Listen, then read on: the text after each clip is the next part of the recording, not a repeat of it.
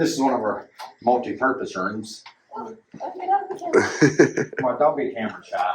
This actually one of our multi-purpose rooms. We do a lot of things in here. Actually, today we're doing GED, which it was our GED teacher, who is actually a state employee, who is very camera shy today. She's actually going to do some GED tests today. We use it for probation and parole, hearings. We use it for a lot of church services. It's just, like I said, it's just multi-purpose. How often do y'all do like GED classes and stuff? You want to talk on camera there, GED? I can. Twice a week. Twice a week? Mm-hmm. Tuesdays and Thursdays. Oh, okay. Yep. And how long does it take them through this program to? Everybody's different. Depends on the person. Depends on how much work they want to put in. I got you. And of course, I don't want to leave Ashley out of this, but Ashley is one of our instructors here too. Ashley is actually a program that we implemented about 5 years ago now that we actually had help get started. MRT, and there are several different classes in the MRT program. We have anger management, untangling relationships, MRT. MRT is the base of all the other programs that we offer with those. Oh, okay. Yeah. What's the MRT stand for? It's moral recognition therapy. Oh, okay. Yeah, so it just teaches them about being honest, trustworthy, kind of working on the morals, learning to set goals, building relationships, working on the damaged relationships, kind of getting them to understand where they may have messed up along the road. It takes them back to their childhood. It's one of the best programs I feel like we have when it comes to the MRT and help get back into. Yeah, because I mean, a lot of them don't know how to set programs or how to set goals. So that's probably one of the hardest steps for them. The other hardest step is building those relationships and realizing, okay, I have these important people in my life, and then how have I damaged those relationships? And then, you know, the untangling relationships, that's based on codependent relationships, breaking down the codependency, trying to be an independent person, trying to just work on relationships as a whole, and then anger management. I mean, that's pretty much self-explanatory. Yeah. So I take it that it's voluntary whether they take part in it. Well, it's voluntary, but a lot of times the state recommends that they take these programs. Yeah. So. Definitely in best interest. Mm-hmm. Yeah. Well, it's awesome that's those programs are provided so that they can make a step towards getting back into society and be productive life again. Yep. Well, we didn't mean to put y'all on the spot. Thank you, ladies. And believe it or not, we have no idea. So we're sorry. But we thank you for your time. Yes, but thank you. This here is our medical office and medical exam room. Of course, in here, all your current inmate files are kept in here. Anything other than 1 year old, they're actually transferred them to another part of the jail to where we keep them up to 5 years just to meet the records retention policy. If you try to keep all 5 years in one room, it would just be. I bet. Definitely the medical side of the jail, from the medical aspect and just from the financial aspect to the county, there's more liability in your medical in a jail than there is in anything else. So you have to have good medical. You got to have good medical care. You got to have trained deputies who are aware, who knows what to do in an emergency. They have to know what signs to look for. They just try to be properly trained. And just to maybe go a little bit farther, that we've actually had several medical emergencies, not only inmates, but we've also had our own staff. So whenever you're being trained up, it's a real good teaching tool to be able to reference and actually show video back to where it may not just be an inmate. It may not be somebody out in the park lot you work on. It might actually be somebody that you work with. It might actually be family. So this stuff not only carries through for your job here at the jail, it's also good for taking on with you. So, well, I guess kind of like we were talking about earlier, all walks of life. You've got all ages, all kinds of medical conditions, and I'm sure that presents its own challenges in meeting the requirements of the law plus what they need medically. Yeah. Of course, now this is one of the things in your medical department that we can actually use the account of like where your woodshop profits go, where your canteen goes, we can actually use that money for the enhancement of the medical just because it's for the benefit of the inmate. So with that being said, over the years, we have made quite a few upgrades and added quite a few pieces of medical equipment in here to actually do that. That crash cart behind you is actually one of them. There used to be bads here. A lot of times the bads wouldn't get stopped. A lot of times if there was a medical emergency, you would just have a bunch of people who might run to the emergency but not actually have the tools and the equipment needed to actually deal with the emergency. So we kind of backed up. Our medical staff actually has come from nursing homes, come from hospitals, kind of just all different walks of life in the medical field. So we've taken a lot of their ideas, like your crash carts as your hospitals, your ER rooms, your trauma centers, your nursing homes, and we kind of put all that into one to where it suits our needs, and we've kind of just come up with that on our own. So it's been very beneficial. It's actually helped us out. Back to what I said about even one of our own employees. We actually had one of our employees who quit breathing a few years ago, and we can say beyond the shadow of a doubt that if it wouldn't have been for that crash cart and the properly trained people here, he would have made it. And it really reassured me whenever we had the operating surgeon at Baptist Hospital who actually told us that he had never seen somebody like him who had had that kind of medical emergency make it to Baptist Hospital by helicopter and never survived. Oh, so, wow. Which I forgot what exactly the response time was on him, but it was just a few seconds from the time the control room operator actually saw him collapse to the time somebody was there doing CPR and using the AED machine on him. So it was really quite something. Tragic, and we hope it never happens again, but just sit back and watch everybody go to work and go to action, and then get to see them, if they need to, have the ability to do that on an inmate. It's really rewarding. Yeah. We can actually help somebody. Well, because obviously you've got some people in here that are on medications and drugs and different things because they're supposed to, and then you've got others that are treating themselves, with drugs that they're not supposed to. Exactly. Some of them prescription drugs, but they just don't have the script.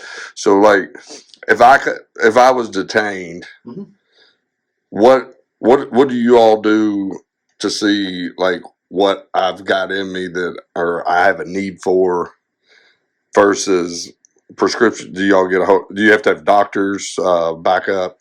Yes, of course, it all starts in booking. Everybody that comes in is actually asked to submit to a drug test. We don't use that drug test for anything court-related. We actually just use that for our benefit. That way we know what's in our system. Then from there, once that medicine or once that drug is out of their system, whether it be methamphetamine, fentanyl, heroin, even things like marijuana, and we look for all that because you never know what those drugs might counteract with. Once we get those drugs out of their system, we get them detoxed off of that. If they have some sort of prescription medication, if we have to go pick up their medication from a pharmacy, if we have to order it through our pharmacy, if we have to make an appointment with our doctor, everything jail related, especially whenever it comes to the medical side, is a case-by-case base. Yeah, we got quite a few people in here actually on medicine, and of course you'll see that as you walk through here and check out our medical cards and stuff. So, well, and I'd say even with prescriptions, there's probably some prescription drugs out there that, even though they have a prescription, might not be conducive of being in a jail facility. Yes. Painkillers, psychotics, narcotics. Yes, that's actually part of our contract that we actually have with our doctor. And actually the last killer, he had the same policy as I do. We don't allow narcotics and controls. If for some reason, if you reach a point to where our doctor thinks that you need that, then he'll prescribe something to take its place. Now, and like I said, case by case basis, and a few circumstances we have run into. Let's say we get a cancer patient in. If he needs that kind of medical treatment, either we can have him transferred out to a state facility. We can work with our local judges and our county attorney and get him out on an ankle monitor program. So it all just goes back to case by case basis, and we never run into a case to where we have to deprive somebody of something that our doctor or the state is saying that they need. Yeah. We just got to find that avenue. It's just you just got to work at it. Yeah. But no, back to the narcotics and the controls. No, they're not allowed. Yeah. And there are several reasons for that. It's not like we want anybody to suffer with any kind of pain, but whenever you start opening up your facility to a narcotic or controlled substance, you're also opening it up to contraband. You're opening it up to fights. You're opening it up to theft. There are just so many reasons why you don't want that in a facility. Oh, wow. Overdoses still. Yeah, I mean, overdoses. I mean, let's face it, like we talked about earlier, 90% of the people that come in here are under the influence or addicted to some kind of drug. Mm-hmm. So to have narcotics and controls around a large percentage of drug addicts, it's just not a good combination. Yeah. But like I said, if the need does call for it, then if we have to do an emergency medical movement, get them to another prison, get them to a facility that allows it, that's what it is. I got you. Of course, back here is our exam room. Of course, here, you know, you can receive anything just from a checkup from our doctor to if you need a couple stitches, whether it be from a kitchen accident, maybe even a wood shop incident. The doctor, you can be seen back here by him. Pretty much, we've tried to actually make it look as much like a regular doctor's office as we can. I was gonna say it looks pretty standard. Going to the local general physician. Yeah. And of course, Just a little harder to get into. Yes. Of course, all of our medicine that we keep here, like I said, it's not a controlled or narcotic. It stays locked up in cabinets. So I guess unless somebody wants to overdose on blood pressure pills or maybe some kind of a blood pressure medicine or something like that, I wouldn't advise coming in here to. Going to be sadly disappointed. Of course, we talked about how many people are on medicine here. As you can see, we actually have to have 2 med cards just for a facility our size. So you can imagine a facility who is 10 times the size of ours, how much medication actually goes through a building like this. Of course, all our med cards, they're under lock and key. We don't want anybody in them just to do anything with them. Of course, all the medication, it's all kept up with by Mars, just like a doctor's office does. I got you. 41. Now, as we cross over here through these doors, we're actually separating ourselves from the secured side of the building to the non-secured side of the building. You can actually tell once you walk over here that the doors, the control room operator, she's not opening them anymore. So you don't have the 2-inch thick steel doors. Oh, okay. 128.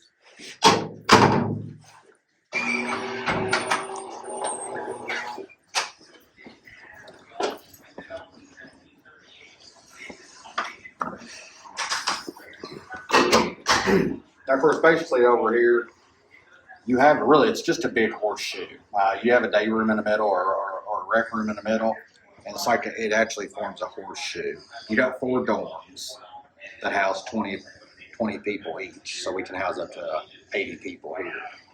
Right now, we're actually going to walk in one of the dorms. They're actually doing a little bit of remodeling, a little bit of paint and stuff in it, but it's just to give you a good idea of what one of them looks like, and they're all for the same. So was this the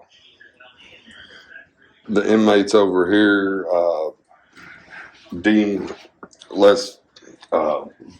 Is this like your nonviolence, or what gets you qualified for this? Everybody over here has been classified through the Department of Corrections to be a level 1 or level 2, Class D or Class C inmate, which means they're eligible to go out and work in the community, work inside the jail, work inside the parameters of the jail. Oh, okay. So this is like the ones that work for like parks or in the woodworking. Yes. And of course, basically, it's kind of loud in here. Nobody in here is. It's pretty basic. I mean, you have your picnic tables at the end. They have their TV. They got a full cable. And as you can tell, there's actually drywall in here. Like I said, pretty much laid back over here. These guys, unless for some reason they give us problems, these guys don't cause any problems. They kindly take care of themselves. I mean, they're still, you know, searched every day whenever they come in and out from work. But like I said, it's just pretty laid back over here. Yeah. You know, they can come and go pretty much as they please, unless, you know, we put a restriction on something. When, you know, we have visitors in like today, you know, we don't want us walking around amongst, you know, 30 or 40 people. So Yeah. we told everybody just kind of lay low for an hour or so a day, just while you was here when we were doing this video. I got you. So you say there's 4 of these? Yes. And then of course there is a telephone inside there, but if for some reason whenever they're out there walking around, they have access to telephones out here. They can jump on these kiosks and FaceTime with their families. They can order their canteen. Oh, okay. So these kiosks will let them do FaceTime and stuff. Yes. Video visit. I call it FaceTime because that's what I'm used to. But yeah, it's actually just video visitation. Video visitation.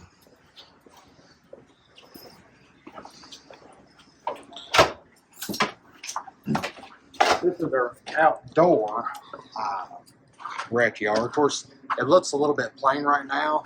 We barely beat the weather by putting new blacktop out here. It used to be just all gravel.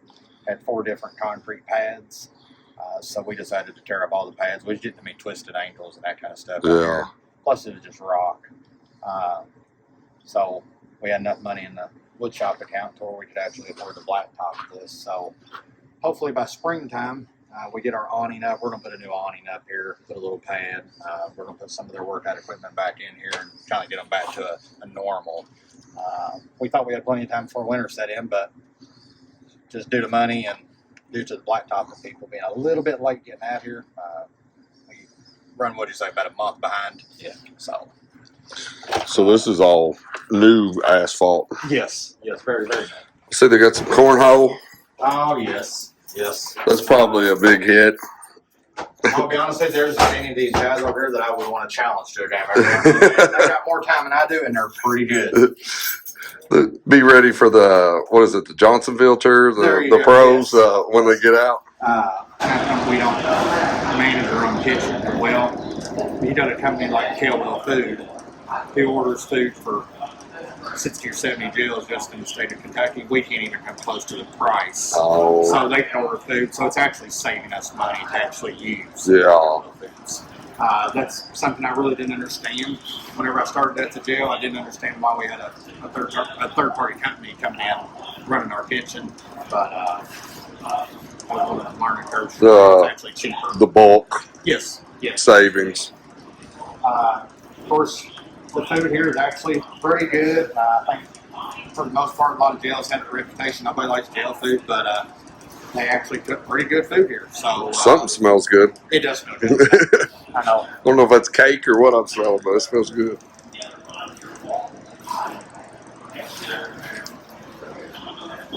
Oh, yes.